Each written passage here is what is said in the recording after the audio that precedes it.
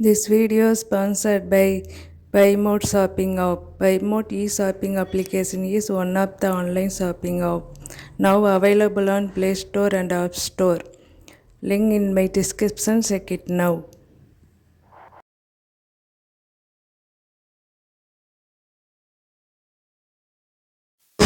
காட்டில் முயல் கூட்டம் ஒன்று வாழ்ந்து வந்தது. அந்த முயல்கள் பச்சை பசேலென இருந்த அந்த காட்டில் கிடைத்த உணவுகளை எல்லாம் உண்டு சந்தோஷமாக வாழ்ந்து வந்தன.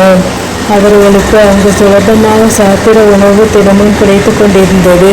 திடீரென்று கோடைக்காலம் வந்தது. கோடைக்கால வெப்பம் அதிகமாக இருந்ததால் அங்கே பச்சை பசேலென இருந்த புட்கள் எல்லாம் கருகி பாலைவனம் போல் தோற்றமளித்தன.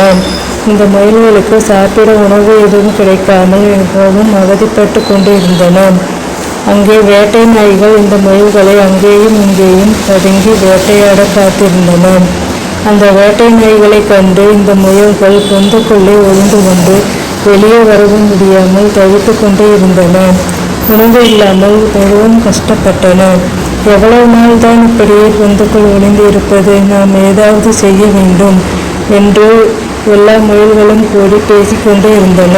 அப்போது ஒரு முயல் சொன்னது, கடவுள் நம்மை பலவீனமாக படைத்து விட்டார். எல்லா விலங்குகளும் ஏதாவது பிரச்சனை வந்தால் தங்களை காப்பாற்றிக் கொள்ளும் அளவிற்கு பலம் உடையதாக இருக்கின்றன.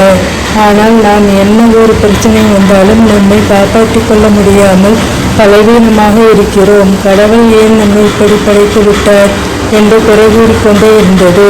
அப்போது மற்றொரு முயல் சொன்னது, என்னால் இதற்கு மேல் இதை பொறுத்து கொள்ள முடியாது. பசியினாலும் இந்த வேட்டை நாய்களை பார்த்தும் பயந்து ஒதுங்கி வாழ்வதை விட சாவதே மேல். நான் ஏதாவது ஒரு நதியில் சென்று விழுந்து விடுகிறேன் என்று சொன்னது. அப்போது மற்றொரு முயல் சொன்னது, நாம் அனைவரும் எது செய்தாலும் ஒன்றாக செய்ய வேண்டும். வாழ்ந்தால் ஒன்றாக வாழ்வோம், இல்லையேல் எல்லோரும் சேர்ந்து நதியில் விழுந்து விடுவோம் என்று நதியை நோக்கி புறப்பட்டு சென்றனர்.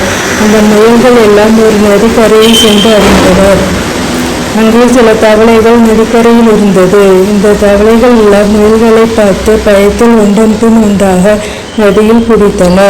இதை பார்த்த முயல் கூட்டம் ஆச்சரியமாக நின்றது.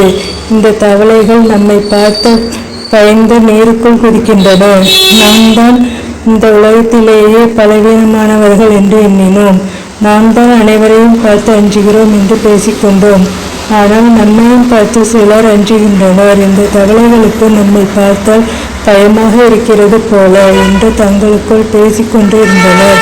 அப்போது ஒரு முயல் சொன்னது, நாம் இந்த பிரச்சனையிலிருந்து தப்பித்து கொள்ளவும் நம்மை பாதுகாத்து கொள்ளவும் நிச்சயமாக ஏதாவது ஒரு வழி இருக்கும்.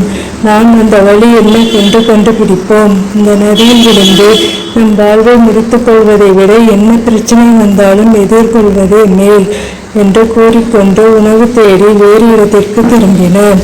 வாழ்க்கையில் என்ன பிரச்சனை வந்தாலும் அதை தைரியமாக எதிர்கொள்ள வேண்டும்.